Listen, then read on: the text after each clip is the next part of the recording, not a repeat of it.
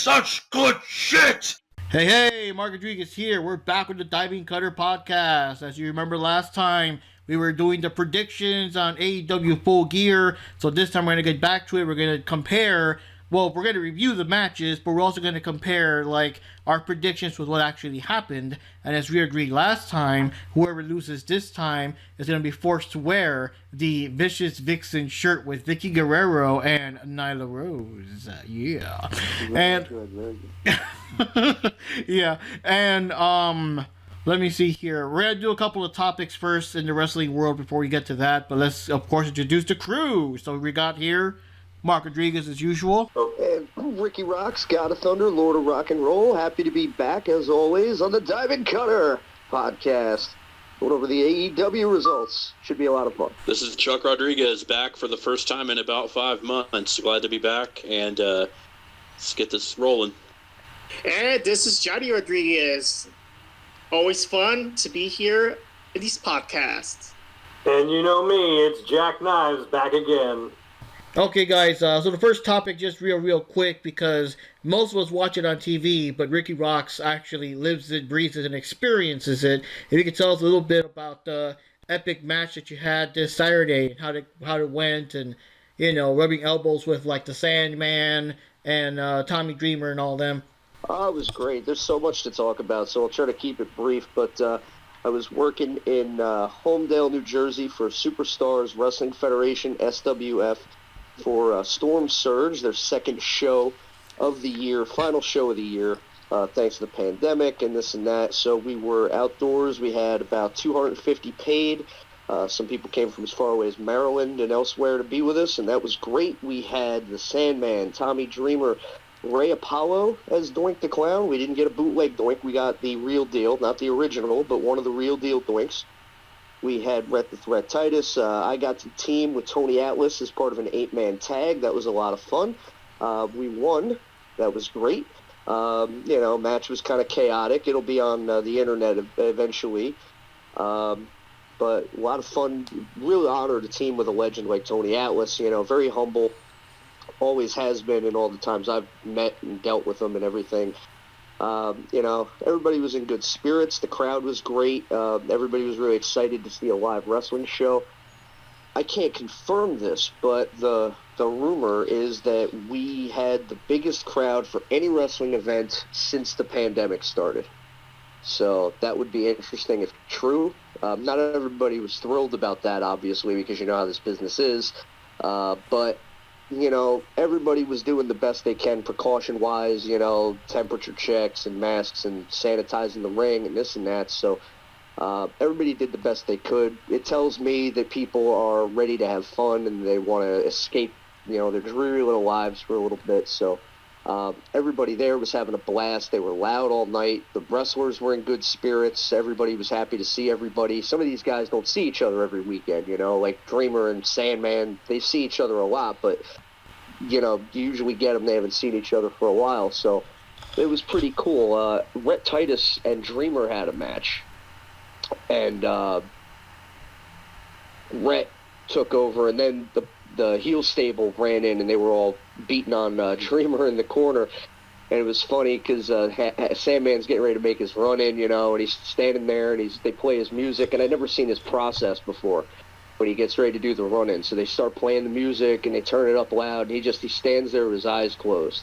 And he's got the cane in one hand, he's got the beer in one hand, and he's just kind of nodding his head to the music. He starts shaking up the beer can, and he waits 30, 40 seconds, and then he starts chuckling to himself. He's like, fucking Dreamer's like, hey, fucking come on, Hack. All right, I'm ready. Let's go. And then he just busts out there, does the run-in, canes everybody. They do the beer bash. It was fun. It was a great show. I got to wear my Rainbow Dash t-shirt for my entrance. That's probably the most important part. I've been looking to work that in for a very long time, and I finally got to do that. So it was great. I had a blast. It should be up on the internet very soon. So SWF Pro Wrestling is the place to look on the old Facey space, and more news to come. We're hoping to be back in January, not sure where yet. Might be an indoor show. We kind of got to wait and see how the protocols and things shake out after the holidays, but as of now, that's the plan, is January is the next show for them. I don't know if I'll be working between now and then. We will see. Like I said, everybody's just kind of walking on eggshells right now. There might be some stuff at the Monster Factory. I know they're doing a show, big show. They do their annual Turkey Slam Battle Royal. I just don't know if I'm going to be part of that yet. I'm waiting to hear back. They might be full. But we'll see. So I did good. I did good. I got paid, and we had fun. Yeah, definitely keep us updated if they invite you to the Turkey Bash. That'd be kind of cool, and everything. It's always a great show. I mean, anybody in the Philly or South Jersey area, if they're available at the end of November, I don't have the date in front of me, but you can look it up online. It's the Monster Factory Turkey Slam Battle Royal. It's always a great show. They always bring in talent from all over the country, and even if I'm not there, I'll be checking out what's going on. And people in the area, they're running low on tickets already because they're restricted seating. So I would definitely try to be a part of that if you can. The Monster Factory is the place to be. It's like everything NXT and those guys do behind the scenes in the Performance Center. They started doing that after they were consulting with Danny Cage, the guy who runs the Monster Factory. So I don't want to say they stole his gimmick, so to speak, but a lot of what they're doing down there in Florida at the Performance Center is stuff that the Monster Factory has been doing for years and years and years. So definitely support the Monster Factory. They're the best. Another subject here, we've got what happened with Kylie Rae. She's been having a bit of a couple of rough spots. We, of course, saw that she was supposed to be one of the top girls in AEW, but then, she just left. I guess she wasn't meant to prepare for such a large crowd. So that's when they started pushing Britt Baker instead as their top person before we got Hikaru Shida now. And then, of course, she went to Impact Wrestling, and she was about to fight, I believe it was Deonna Purrazzo for the title, and she was set to win because I noticed that whoever her replacement was beat Purrazzo and won. So Kylie Rae was set to win and start her big title reign. This is her big shot or whatever, and she no-showed. So now she said that, she's not, I guess, mentally well. She's not good for that right now. The only thing that kind of disappointed me is that she said that she retired from pro wrestling, altogether, which I hope not. Because, she seems fine in the indies. And she's been wrestling, 2-3 matches almost every weekend at different indie things. So I hope that, hope she's not retired 100%. You know what I mean? Well, I'm rooting for her. I don't know all that much about her. I never met her in person, but I've always half joked when it comes to issues of mental illness and things like that. If you don't have an issue before you get into the wrestling business will give you one. So, and that's a shoot. I never presume, and I always root for the person above the performer. So while, selfishly, we hope to see her again, we love to see performers perform and all of that.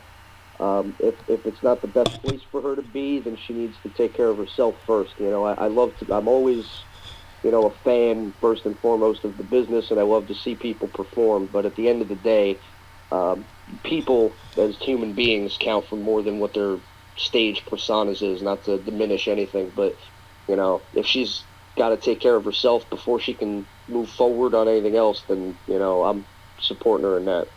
As somebody that deals with depression myself, not getting too deep into it, I can kind of empathize with her. It's a tough thing to deal with, especially with her being on the national stage where it's kind of amplified. She's out for everybody to see. Yeah. It's not so easy to kind of just put a mask over it. I couldn't even begin to know what she personally is dealing with, what the catalyst for it is. What's really going on in there. But as somebody that's been in that dark place myself, it is really tough to pull yourself out. And I'm just hoping that things do not snowball for her. I'm hoping she has a great support system. And, just hope she gets to, a good place mentally. Because it's not fun at all. It's definitely a long road. I agree with you 100%. I haven't been there myself. We've all had our ups and downs. I've spoken of it a little bit in the past. Outside the business, even I've had things that would be triggering and whatnot and so forth. I've had help. But when you're in the wrestling business, you know, I spoke of this the first time they had me on the podcast. They said, what was the hardest thing to deal with? And I spoke a little bit about how when you're in this business, you know, you find out that there's a lot of landmines, a lot of people who you think are in your corner or have your back, they don't. And we don't know what happened in this situation. Until she's ready to talk about it, we won't know. But there's a lot of things that could happen. You could do a show, for example, and everything feels like you're on cloud nine, top of the mountain, and then, you know, go on that internet or somebody send you a text message, and that could just blow you up. You know, I've had shows where I thought we just conquered the world, and then next day everybody's laughing at us. And everybody's, you know, trying to tear you down, not as a performer, but as a human being. And we don't know if that was the situation, but speaking from my own experience, that can be really tough. You know, there's been times when, you know, within 24 hours, I go from, I love this business, to, dude, fuck this business. And just like that fast.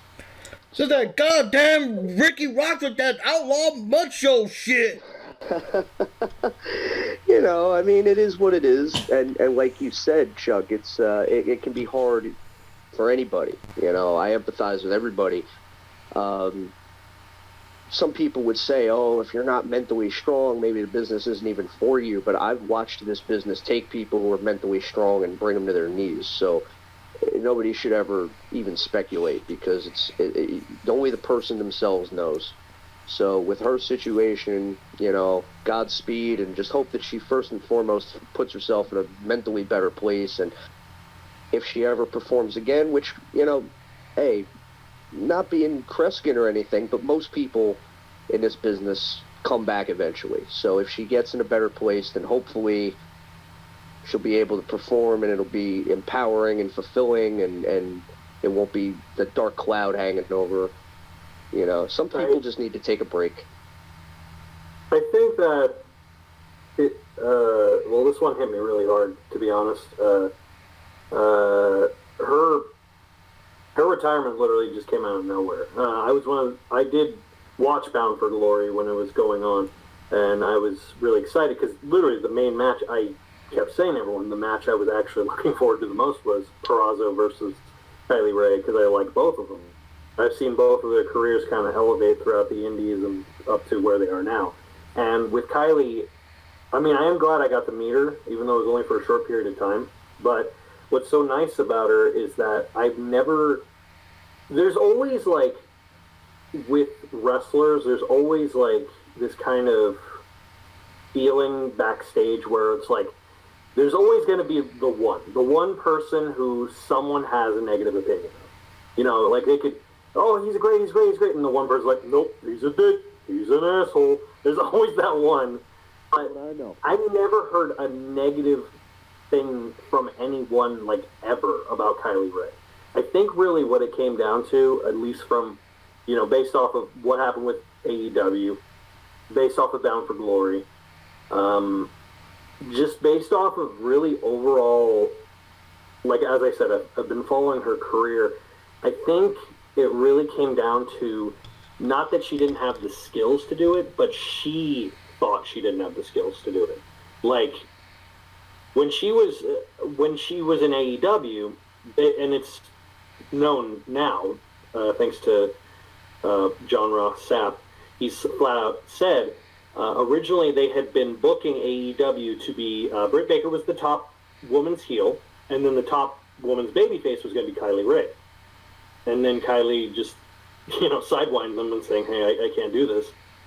And it really took a toll. And I think the exact same thing happened at Bound for Glory. That it just hit her. You know, it hit her really hard. But I think with this time, it was the nail in the coffin was like, she probably thought, you know, hey, maybe I've overcome what I did. And I'm just speculating based off of watching her career and based off of from what I've seen about her. She does seem like a genuinely, like, nice person. Like, yeah, the character's, like, you know, super goody, but I really think she's actually like that. Not to, obviously, that extent, but she is to that point where she's like, no, I just want to be the best and, you know, do the best for everyone and be a really nice person. And I think the problem is that she just couldn't take it mentally. And it's nothing against her. Sometimes that's just the case. It's just the case of that situation where you just, you know, you feel like there's too much pressure on you to be something that you don't think you can be. And it sucks, but it is a sad reality. I'd like to see her come back to the ring, but I don't think that's a possibility the way it's projecting. But I do think that there is always a possibility that she could do like a more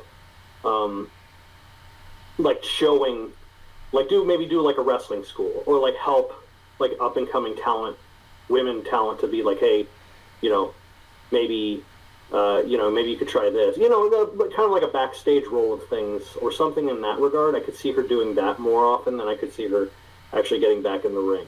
As much as it pains me to say that, I would love to see her in the ring again, but at the same time, the one thing I will say that is a good silver lining is that she recently did get engaged, which is good. She does have a huge, huge support system of people that care about her. And it seems like she was able to put her mental state in the forefront of the priorities, as opposed to, because there's a lot of, and I'm sure Rikki's can attest to this, I'm sure you've seen a lot of wrestlers like, I'll get over it. And they never really do. I was gonna say, I don't want to go on too morbid of a track, but I was very fortunate, and I've been fortunate to meet a lot of people, but I was fortunate enough to meet Chris Kanyon about a year, I don't think even 2 years before he passed away. I was just at the convention in Jersey, and couldn't have been a nicer guy. He was retired for a couple years by that point. You could tell in speaking to him that kind of bothered him a little bit. Like, he seemed tired. He was definitely in a good mood. He was upbeat, but in talking about wrestling, you kind of got the feeling that he wasn't done because he wanted to be done. It was just that with the circumstances and him coming out and the state of the world and the business at that time, it was like there was no place for him. I mean, you look at the way the business now is presenting wrestlers who are not straight, or whatever, and there's a lot of opportunity there and this like that, but he was the first one in a sense. I mean, there were other guys in the business that were out, but for whatever reason, I don't even say this is my opinion, I think this is a fact, I don't think he was treated fairly. I heard stories of people not wanting to put him over or make him look good. Not verified, but I can believe it. And we had a great talk. We talked for a while. His table was a little slow, so I had a pocket full of Polaroids from when I was younger. And he saw the pictures of me and Bam Bam Bigelow, and he lit up. And he was like, oh, my God, Bammer, because Bammer had passed away. And, we were reminiscing and talking, and he seemed in good spirits overall, but you could tell that, if it were up to him, he probably wouldn't be retired. He probably would still be on TV. And then about a year later, I went on the internet one morning and I saw the headline, and I was devastated. He was definitely, of that era, he was one of my favorites. I mean, he was the innovator of offense. He was fantastic. But was I shocked? No. Ultimately, I was disappointed. I was upset. I wasn't shocked, though, because you got the sense something behind his eyes, there was something not right. And I wish that he had maybe talked more to DDP or somebody, and had that, you talked about support network, because God wish he was still here. But unfortunately, some people, they do it their own way. But it's a lot of woulda, coulda, shoulda. But that's why I said, when it comes to these kind of things, I'm always rooting for the person to get better. And if the performer wants to come back, then that's a whole separate issue. But I really want the person to be well first and foremost. I agree. Well, another thing, just real quick, because it's kind of short, I guess, and also to be a bit more uplifting, because my goodness, we're going there, aren't we? We got AEW games. Life, huh? Yeah, but I think it's an important conversation to have, though. Yeah, I know. I understand. Deal with depression we talk about it all. You know how that is. Yeah, but another thing, today we also had AEW Games making an announcement. Because, yes, it's finally here. They're actually going to make AEW video games. Apparently, it's by the same guys that made the, I guess, NWO versus WCW type games or something that everyone loves so much. And Kenny did confirm they got the one gentleman that was in charge of the No Mercy game. He signed on as part of this project, which is pretty sweet. Yeah, that's what I meant. That game that everyone seems to love. I never got to play it personally because that was in my era. I don't know if that was N64 or GameCube or whatever, but I heard a lot of people love that game. No, that was the No Mercy was the last game on the N64 from the TH2 Aki series. I kind of think people to a point maybe oversell it as being maybe the greatest wrestling game ever. It's definitely up there. Definitely way, way, way more right than wrong. I kind of think some of the other games had things they did slightly better in a sense, but I mean, on the whole, as the best overall package, I could kind of see that. I mean, the controls, the graphics, the whole. I could go on for hours now. We talk about wrestling games. We'll do that, by the way. Me and you were talking before the show. But yeah, if they got some of those people involved, that could be very interesting, very cool. I have reservations like I do with everything because I'm a big gamer, and especially wrestling games. And I've heard before, like, everybody who comes out with a new wrestling game is, oh, we're going to do it like No Mercy. The Impact game said that. I think the AAA Lucha Libre Eros del Ring, they said that. The one series that got really close to the N64 games was the Day of Reckoning games on the GameCube. And those kind of flew under the radar. But they were kind of like a sped-up version of the N64 games, so I always thought they should have done better than they did. They did okay. They were definitely good, but they didn't get as much attention as the SmackDown games, which I always thought was kind of nonsense because I thought they were better myself than the SmackDown games, but what do I know? Well, my understanding is there are going to be some cell phone games, mobile phone games, but it's also going to be a regular console game, and I believe that even though, of course, now we're moving into the world of the PS5 and the Xbox Series X, stupid name, sorry, not sorry, they're still going to make it for the PS4 and Xbox One, I believe. So far they showed Kenny Omega, they showed Chris Jericho. I don't know, like, hey, you got to give credit. They actually kept Jericho looking a little pudgy and not, like, super ripped because, I mean, hey, reality.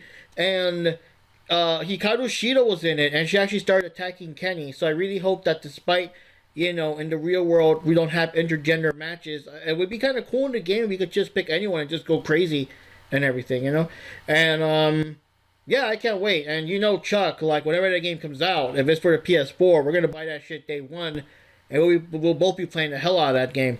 Yeah, I was very impressed with it. It looked very slick for being so early in the game with it. For his development, so I can't wait to see what else is pieced together. But I'll tell you what, Hikaru looked like $1 million in that game. So I'm definitely excited. I honestly think they're probably about another year down the road with this. So we'll see. But getting Ukes on board is definitely a big step for them. And one thing I did want to bring up, I appreciated that they spoofed Steve Jobs. Like, I was in tears laughing so hard. Everybody had the tight black turtlenecks and the jeans and it was a fun video to watch there for sure for a good 20 minutes. I want to unlock the extra Jim Cornette Heart Attack DLC. Oh yeah, that comes out on Mud Show Monday, right? Yeah. I haven't really, to be honest, I haven't really looked too much into it, so I don't really have an opinion. I mean, that just came out literally like an hour, so... Yeah, well, no, I know. My whole thing is that I'm like... I mean, I'm hopeful that it's going to be good, but I'm also like kind of... I think I speak for a lot of people when after the 2K games, I got kind of like burned out of wrestling games for a while. The last like legit, really, really good wrestling game I like actually played was Mission Pro Wrestling, or Fire Pro Wrestling. Sorry, Fire Pro Wrestling. But then I kind of just stopped playing it for a while because I'm like no one else played it, so I was like, eh.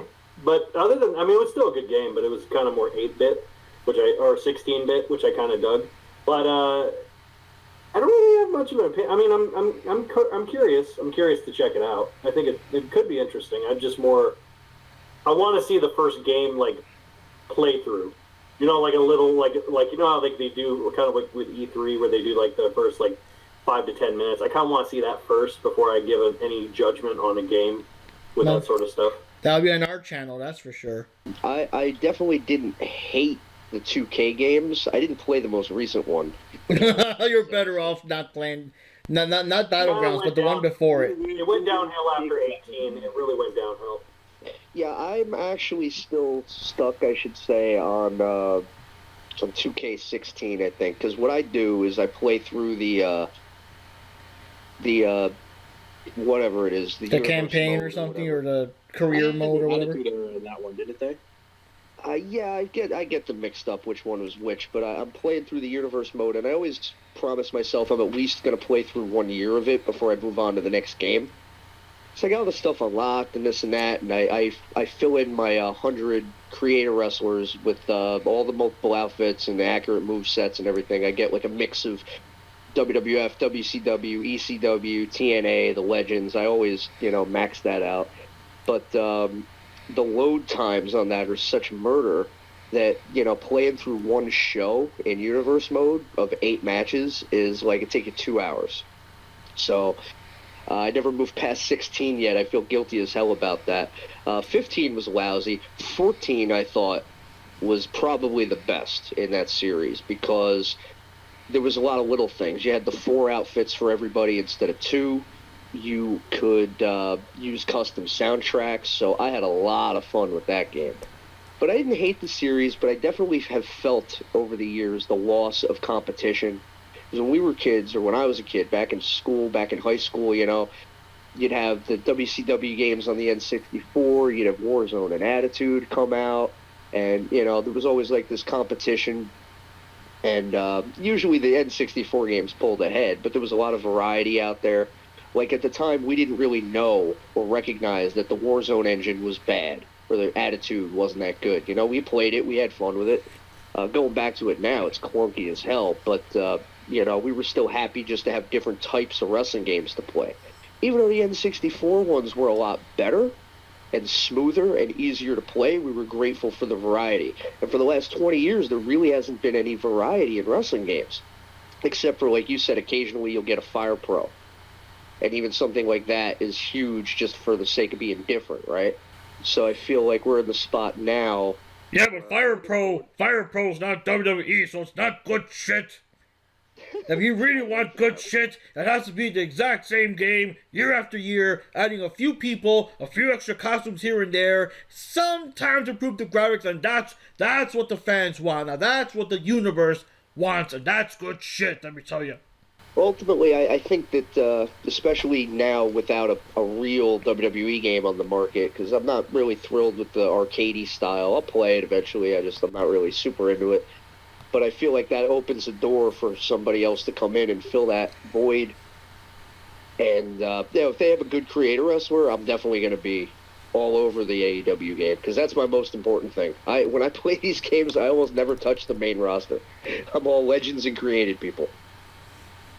Make the NWO first and work backwards from there. Alright guys, one thing I want to mention real quick before we get started, I want to give a special shout out to the awesome artist on Instagram, Ninja Panda 1980. You remember in the last podcast I mentioned he was drawing this cool picture of Chun-Li versus Hikaru Shida, and now here's the finished product. It looks super badass, it looks super awesome, but on top of that, Hikaru Shida herself saw this on Twitter and commented on how much she loved it. Like, how fucking cool is that? And not only that, but Nyla Rose also liked it. So you better draw her well, man, because she's coming for you.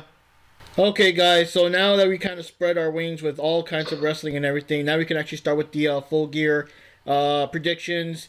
Just real quick recap. Again, whoever loses, even if they're not here, DJF, they're still gonna wear the shirt if they lose. Of course, in this case, Chuck El Luchador is exempt. He wasn't here during the pickings, so he's safe from that. And I mean, I don't really think Jupi's gonna join us, but if she randomly does join us tonight, she's also exempt because obviously she wasn't here the first time around. So yeah, to start it off with the buy-in, guys. The buy-in, once again, they added, like, this random match, so none of us got that one because obviously we couldn't predict a match we didn't know of. But we had Allison Kay, which is pretty cool, going up against Serena Deeb. And of course, Serena Deeb's pretty awesome because she recently won the NWA World Women's Championship away from Thunder Rosa, and and some other. Where was that match? It wasn't an AEW. Was that an NWA itself or? NWA. So NWA, it was at a what was it? United Wrestling show or something like that. I can't remember what it was. So that was like the first match. Honestly, I don't know. It's been a long day. I was kind of falling asleep. I was like wide awake during the actual show, but besides checking out Addison Kay, I wasn't paying that much attention. Anyone got a decent recap there? It was a pretty decent back and forth. There was a point where Serena Deeb got Allison Kay's leg, and she did like 2 dragon screws, and she kept targeting that leg until she got the final. She did a couple of dragon screws to her. She basically just kept targeting the knee until she got her in her finishing move. I forgot what it's called. But basically, she targeted her knee, and it wasn't too long a match, but it showed that Serena Deeb is really dominant. Anyone else? Any thoughts? Chuck, I think you were paying more attention than I was. Yeah, it was good to see Allison Kay kind of really, get a big stage. Probably the biggest stage that she's really been on since, the Sienna days on Impact. But, she was... honestly, it almost seemed like Serena was the underdog almost, because that's how they kind of played up Allison Kay. But I mean, like Jack said, it was a good back and forth. I'm getting this feeling that they are planning on offering Allison Kay a full-time contract, and I think she's going to be either her or Britt are going to be primed to be the next big challenger for Hikaru Shida. But yeah, great match altogether. I was very impressed with it. I love what they're doing with Deeb. I love that Deeb's getting, kind of getting a good run this late in her career. Because, I mean, her early stuff, I was a big fan of hers, and now just seeing her kind of, just get on one of these runs, it's a good thing to see. I was a mixture between falling asleep, enjoying Hershey's chocolate beer, and just checking out Allison Kay's backside. So that's like the most I could say, You're welcome for that beer, by the way. Yep, thank you. What a thing to say, brother. Yes, because we're so respectful here in this podcast. Yeah, especially that stuff I was saying last time of RVD's chick, right? Oh my goodness. Oh god. I respect women. Any thoughts there, Johnny? I forgot. Did you catch the buy-in or no? No, I did not catch the buy-in. I was still at work. Yeah, the rest of the buy-in was. You forgot the return of Thunder Rosa. Yeah, you can explain that part because that's kind of like after the thing. But yeah, the rest of the kickoff show was mostly just repeating all the promos. I preferred it before when they actually had 2 matches per the buy-in, but I guess.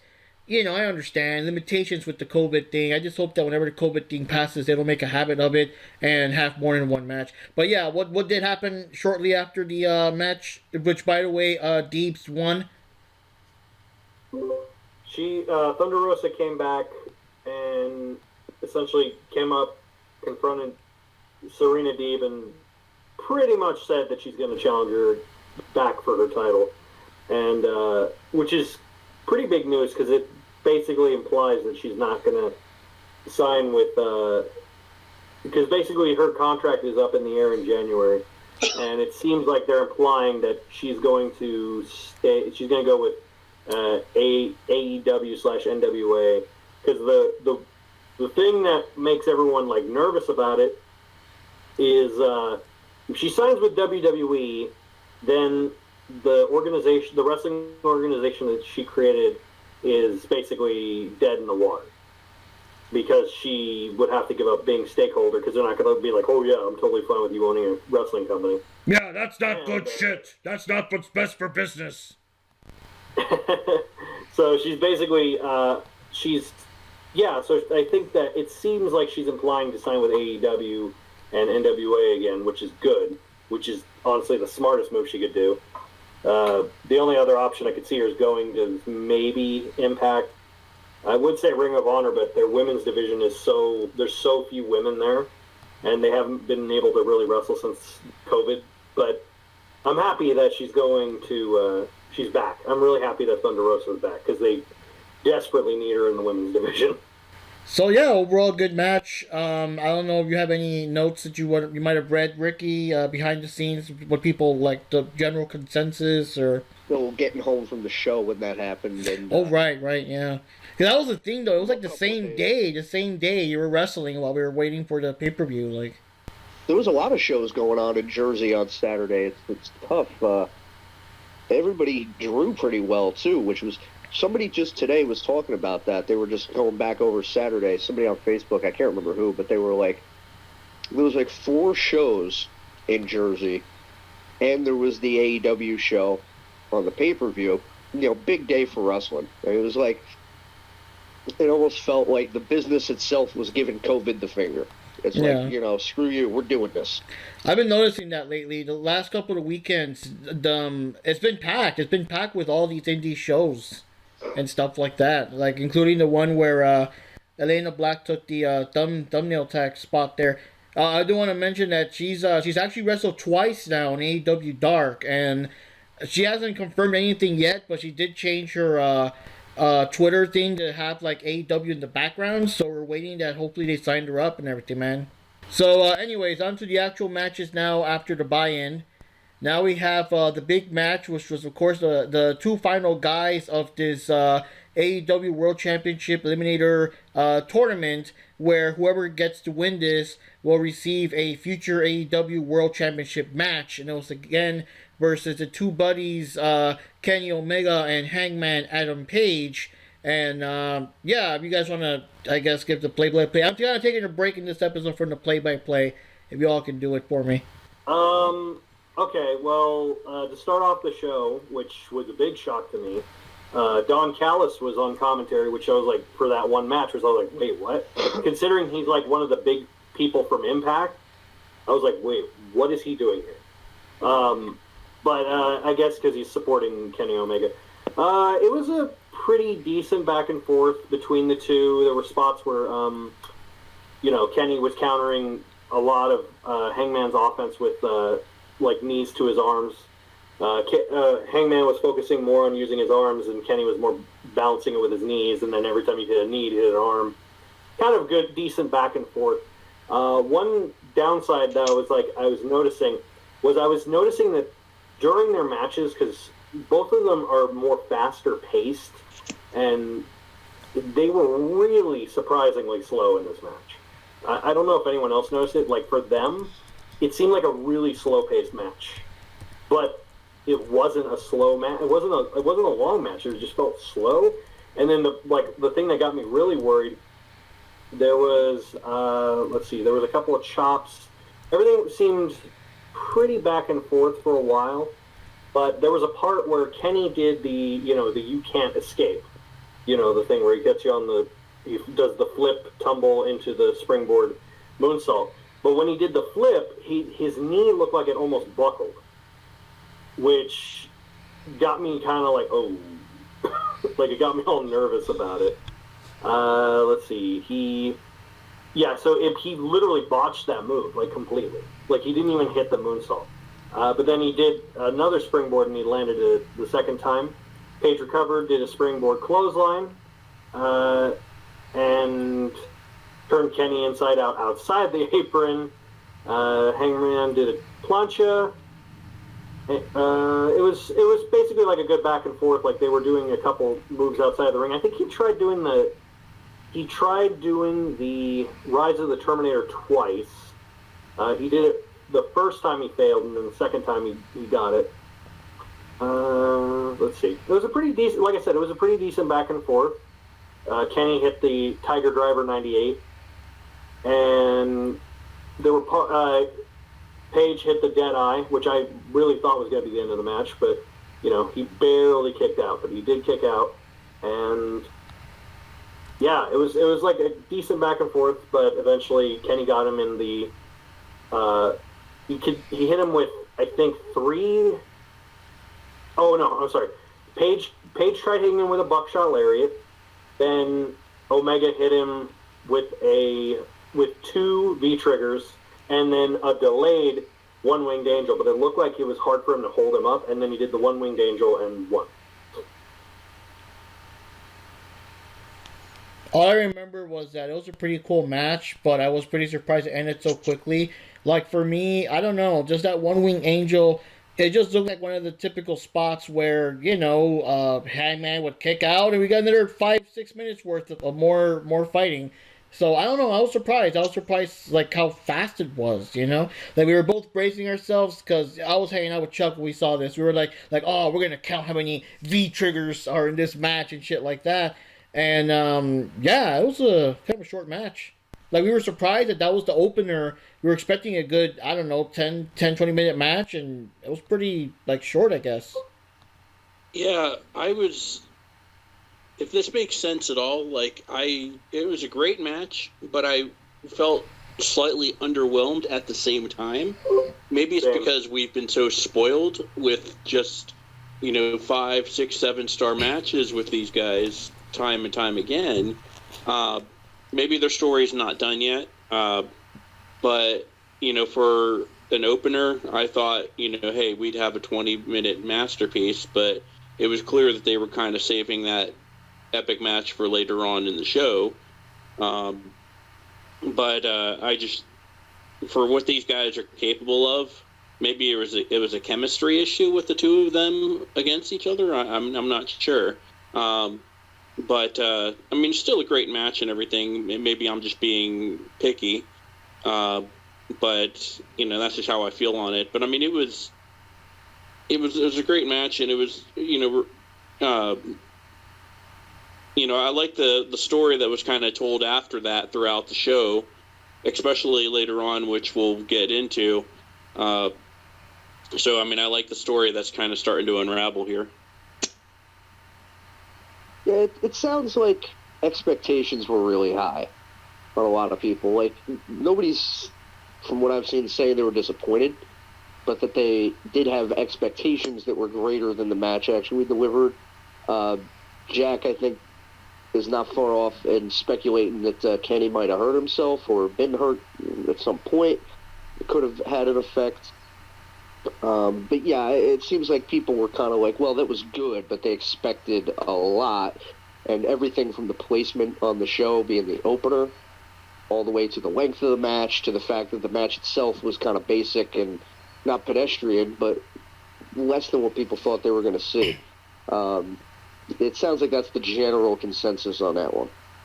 It felt like, I think what it was, I think it might have been ring rust. I'm not trying to downplay Kenny, but I really think, because Kenny hasn't had a actual in-ring match since they lost besides the Pentagon match. But even before that, before the Pentagon match, he hadn't had another match since they lost the tag titles. So he doesn't have as consistent a match setup like he used to, and I think it's really taking a toll on him. I think, me personally, I think he actually got injured before the show, and that's why they put that match specifically as the first match, because they were building that match for a long time, and for them to put it that as the very first match and to have it not really that long, to me that seems like some shenanigans went on behind the scenes. Something's going on. I definitely believe that. It definitely makes sense to me from the way you laid it out. It seems like that makes the most sense to me. So yeah, I don't know. Personally, it did look like a really good match. It's not bad, but it did feel kind of like what you guys were saying. But my perception is that it did feel a little bit misplaced. It's very weird that this was the first match.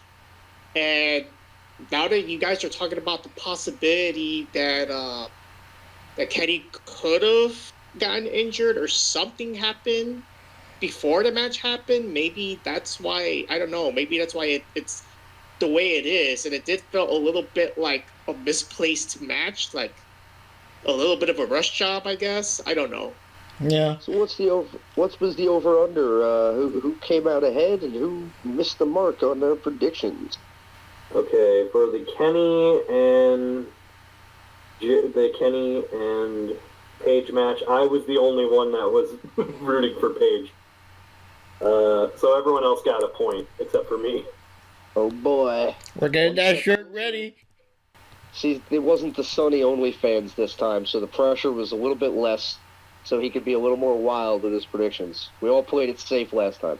So next we have next match here. We got Orange I'd say go a Cassidy. step further with the shirt. Is that has to be a profile picture for a week straight. Ooh. Oof. Maybe on my Insta, maybe. Anyways, okay. Next match we got is Orange Cassidy fighting against John Silver, who I believe, what number is he from the Dark Order? 4. 4. Number. And, yeah, what can I say? One thing I didn't notice is John Silver's jacked, yo. He's kind of like Pac in the sense he's kind of a shorter dude, but he's jacked. And, I don't know. I guess he kind of played the villainous foil against Orange Cassidy with the shenanigans, because he was trying to go for like an actual serious match, but Cassidy was Cassidy with the whole. I like the part where he was putting his hands up dramatically, slowly to put them in his pockets, and like the whole time he's doing the guy's like, no, don't you dare, no, don't you do it. Don't you do it! Don't you dare! Like what the fuck and everything. And of course, he did the super deadly kicks of doom, which I'm surprised that he can still walk after receiving those. And the dude actually like knocked Cassidy down and ripped off his pockets so he wouldn't have a place. So now Cornette can't call him pockets anymore, and all that. And He'll come up with something. Yeah.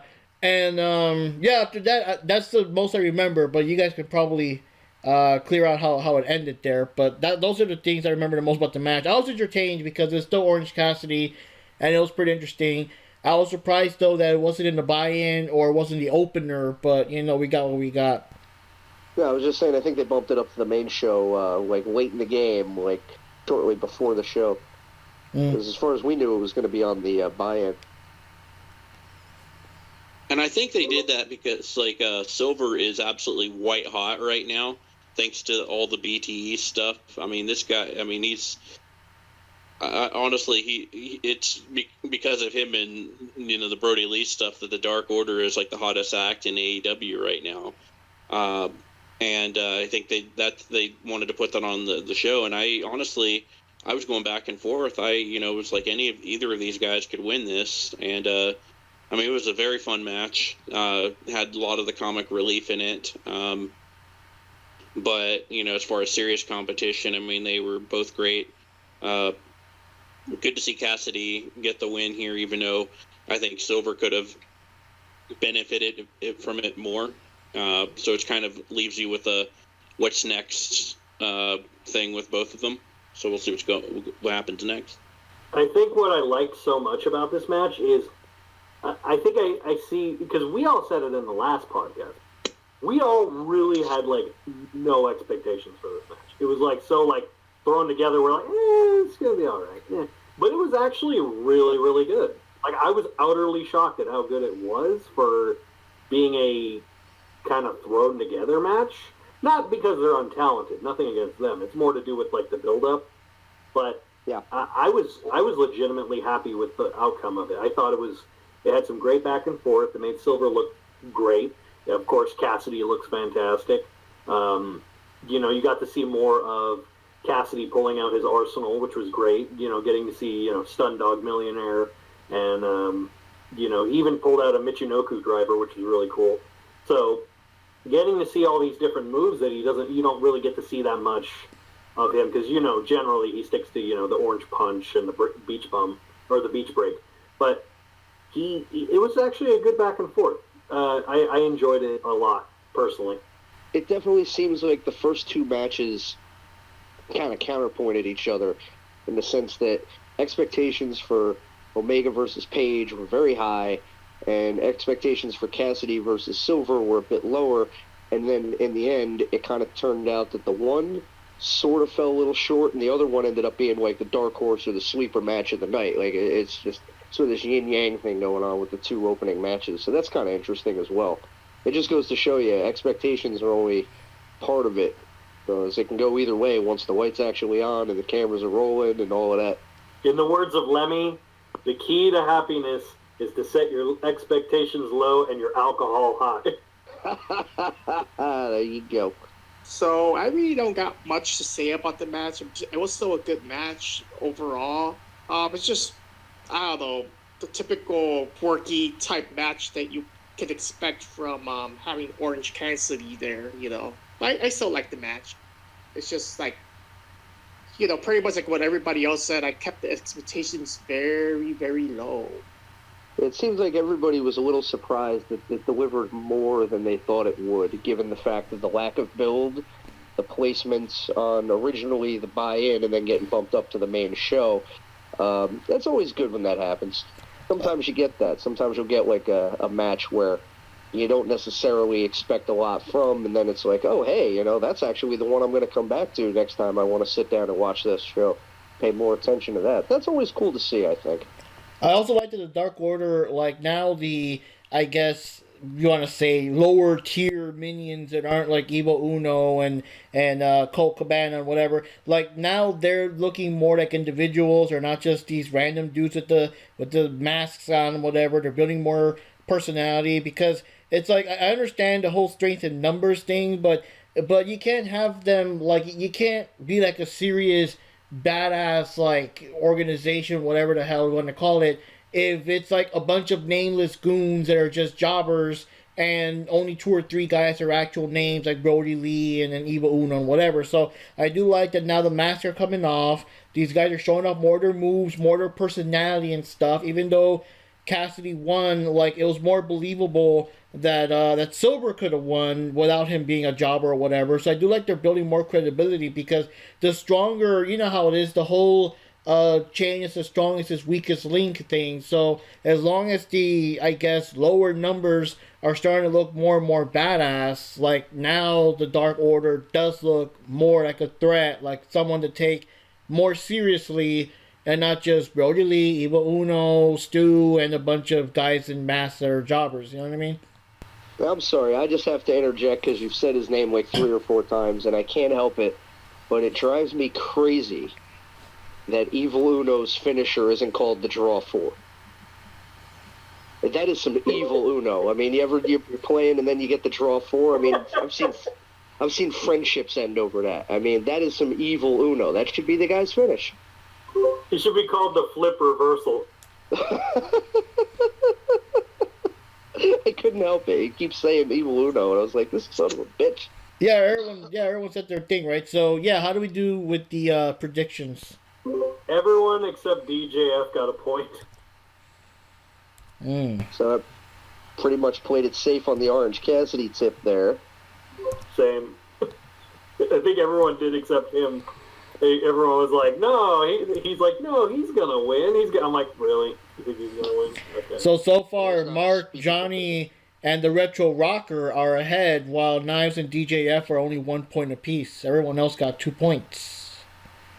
It's going to start getting interesting near the middle, though, that I can tell you. Oh, yeah, them shirts. I'm already sizing you guys up. We want an XL, like double XL, you know, like... Anyways, let's see here. So the third match we got here is, this one's fucking awesome. We got Cody Rhodes with Arn Anderson, the current, well, you know, I'm just saying current so I don't spoil it, TNT champion, going up against Darby Allin, and it's so fucking awesome. It's a good way to go with it, because they have had so many matches before. And, like, the first match ever, I think it was one of the first matches of AEW Dynamite, to be honest, right? I believe either Dynamite or one of their pay-per-views. But Darby Allin mostly survived that first match.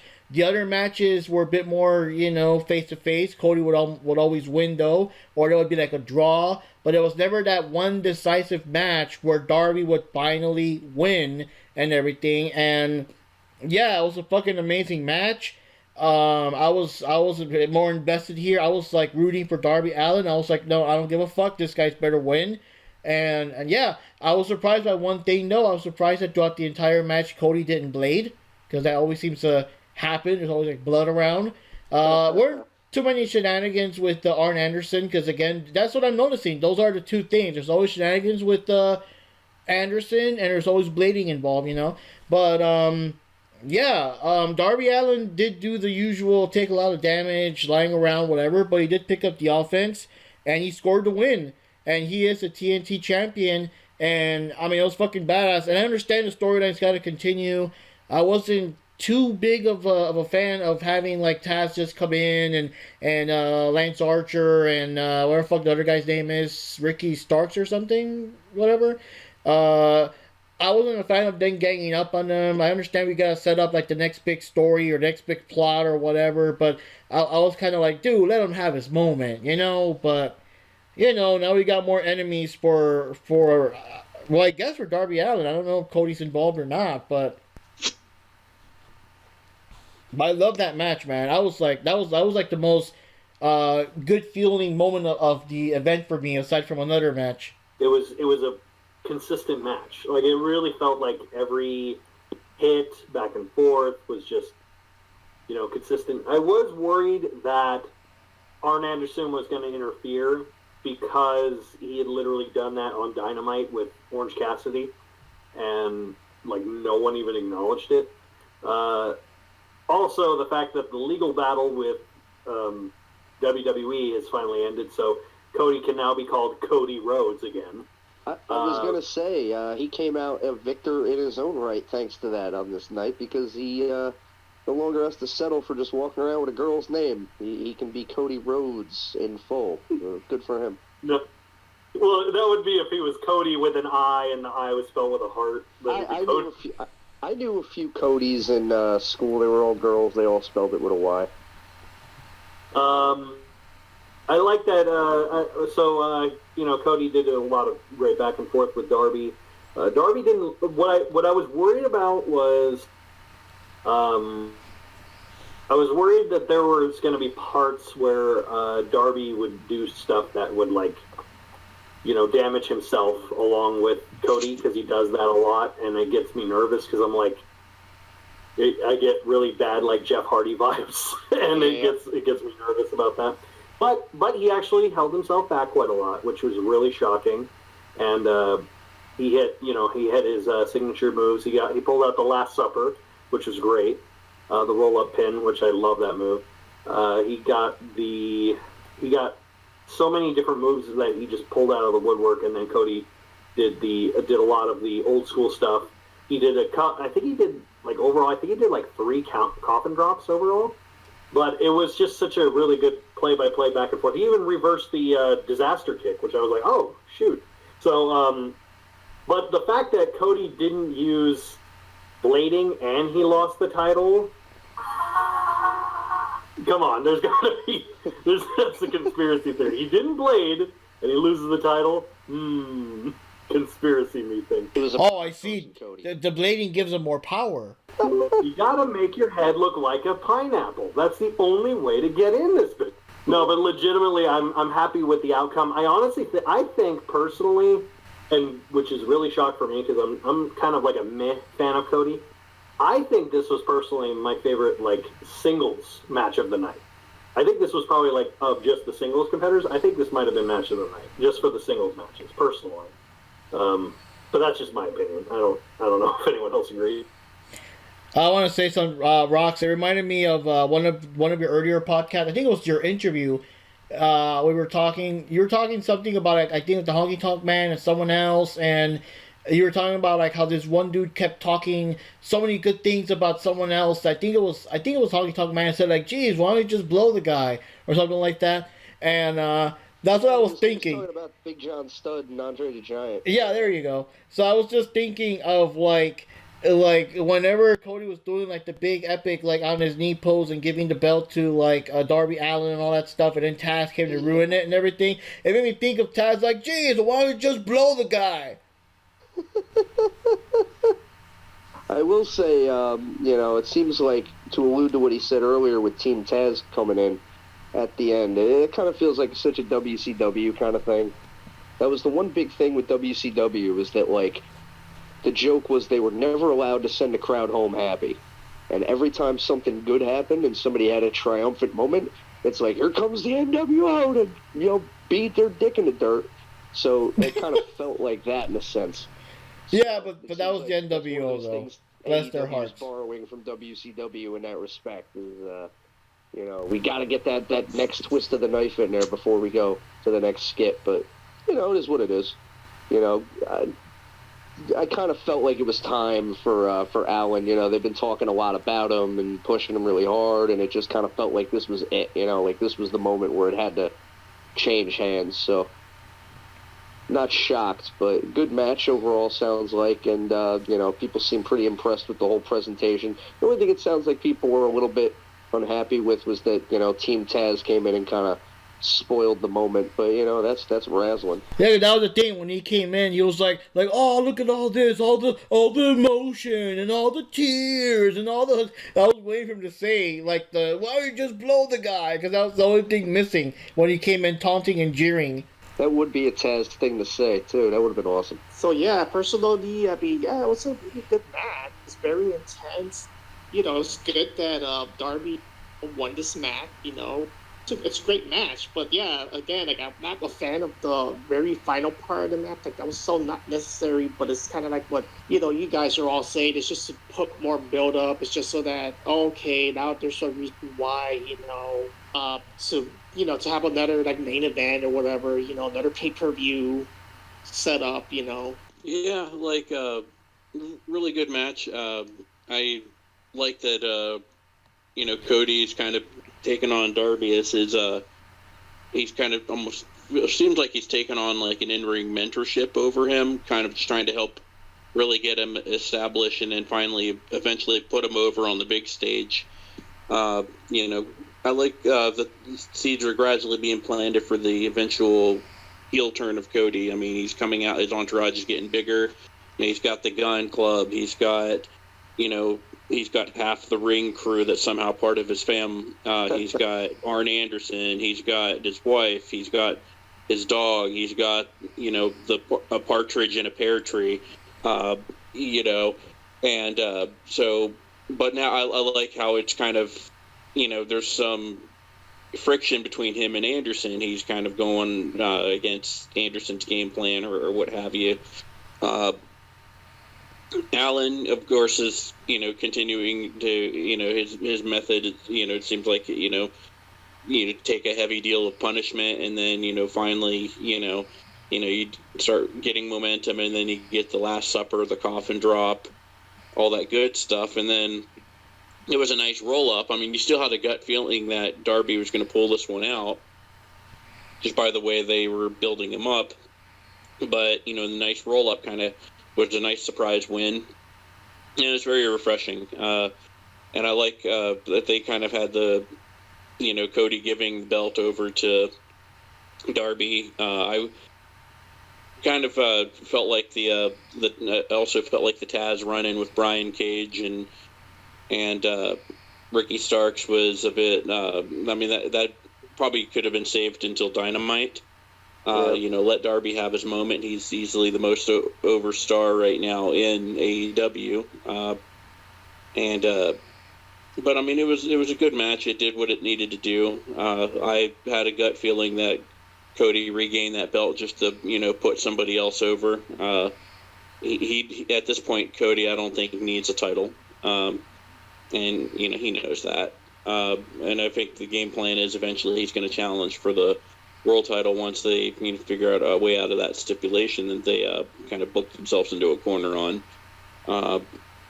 But no, I mean, it was a great match. I like the upcoming feud between Darby, Cody, Cage and Starks. I think that's going to lead to some great matches. Hopefully, a nice one-on-one between Cage and Cody. That'll be fantastic. Of course, you can't complain about Darby and Starks. So, I mean, really, a lot of different booking scenarios that can come out of that one. So, yeah, it was probably one of my two favorite matches of the night. Cody lost the championship but gained a last name, so still comes out a winner. Yep. He's no Cher, let's put it that way. What was the over-under on this one? Johnny and me picked Cody, and then Rikki, DJF, and Mark picked Darby. Sounds about right. Okay, so me, you, Roxx, and DJF. Yeah. Okay. Interesting. All right, there it is.